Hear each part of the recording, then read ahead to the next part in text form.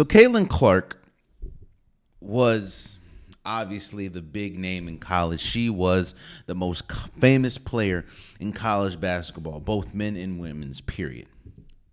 And getting drafted to the Indiana Fever and just the buzz that it stirred. There were a sector of people that thought that she was just going to be the greatest thing cooking from day one in the WNBA. And I think we're 2-3 games in now, and she has struggled. I think she scored 20 the first game, but her points went down the second. She had 10 turnovers her first game. And now you're seeing a litany of people just killing her because of, not getting off to a good start and not obviously looking the same way she did in college. But again, it goes back to my original point.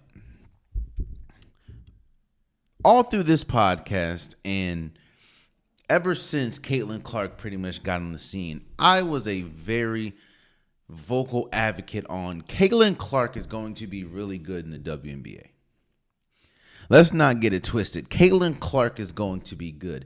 I did also preface it by saying probably just not right away.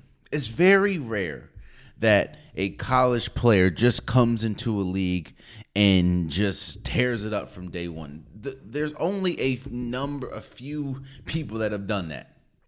Not many. So when we're seeing Caitlin Clark struggle, we're like, yo, what is going on? Was what we saw at Iowa a fluke? No. It's just now you're playing against a full roster of professionals. I don't think what Caitlin Clark did was fluke, obviously, in Iowa, but I do think that what happened in Iowa is not going to happen in the WNBA. And I'm going to tell you why. Outside of what Kate Martin, Caitlin Clark was playing on a team where she was 90% of the offense. And with you being that integral to your offensive or your team's offensive success, you start to develop a mindset of, I have to get it on my own. I have to take 26, 27-foot bombs. I have to do it all because my team counts on me to do that. And seeing as though she was obviously the best college player in America, there's not going to be another person on your team that is close to you as far as skill, as far as importance. And with her reliance on obviously her skill and just how good she is, that's one of the biggest reasons why she was able, and she had such a green light, obviously because she was good, but her light was so green because they needed her to be that good. They needed her light to be that green. And when you look at the competition, it's very rare that on a given night you're playing against a WNBA player. You're playing against a professional. And you see that with just how many women got drafted and essentially didn't make a team.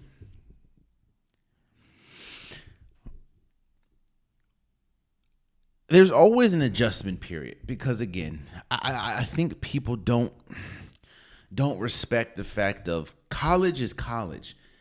The professionals is the professionals. I'm going to talk about, what makes professional sports different from college? Outside of the athleticism, outside of just the sheer talent, professionals have mastered the little things. They mastered how to do the little things on top of being supremely talented, on top of working and grinding and practicing. Professionals have been able to maximize the little things. Well, when you have never had to do that, or when you don't know how to do that, it's going to take a while to develop. Again, it is very rare in any sport. Not everyone is going to be LeBron James. Not everyone is going to be Candace Parker and be great from day one. That doesn't mean Caitlin Clark is going to be bad. You know what I also realized? I also realized that a lot of people don't want to see someone that is supposed to be or touted as the next great, or someone that is getting a lot of coverage. They don't want to see those people succeed. There is a hive of people hoping that Caitlin Clark fails. A lot of people think that she doesn't, the fanfare that she gets isn't deserved. Some people think that the media coverage that she gets isn't deserved. You can feel how you feel, but at the end of the day, the reality is Caitlin Clark is here to stay. And while she has come out the gate struggling, I don't think that you're also playing two of the toughest teams in the league. I mean, she started with the Connecticut Sun, which were in the semifinals last year. The next team they played were the New York Liberty, that were in the finals. That's a tough two. I think Caitlin, I am acknowledging that she has struggled mightily in the first two games, but I'm not sitting here saying that that's going to be who she is and all the hype was false, or she isn't going to be good. I just think, just like it takes everyone time to adjust to life, I just think it's going to take time for her to adjust to the speed, the physicality, the intelligence of professional sports. Because just like in life, college is not like the real world. College is much different than the pros.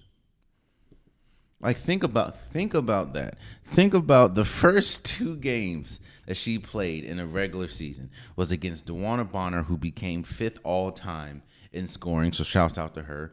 Was Alyssa Thomas, who I think has like the most triple doubles in WNBA history, or up there. Then you had to go against Sabrina Nadescu, Breonna Stewart, and Jonquel Jones. And I don't know what you expect there. I think she's going to be fine. I think she's going to be okay. So she did. I know 10 turnovers is nasty, but again, this is also different from her. For her, this is the first time probably in her life that she's been on a team where she's not essentially the best player, like outright. She's not the best player from day one. She was by far the best player in Iowa. She's not the best player, not just on her team, but in the league. And I think that's going to take time for her to adjust. Again, the physicality is another thing that is just widely different. And I think she's going to be okay. I honestly do. Oh, man, you stayed to the end of the video. I appreciate you. If you like what you saw, be sure to hit that subscribe button so you'll never miss any content from your boy. You can also go back and watch past episodes, past clips, and don't forget that the Unpopular Podcast, new episodes drop every Wednesday and Saturday. Appreciate you.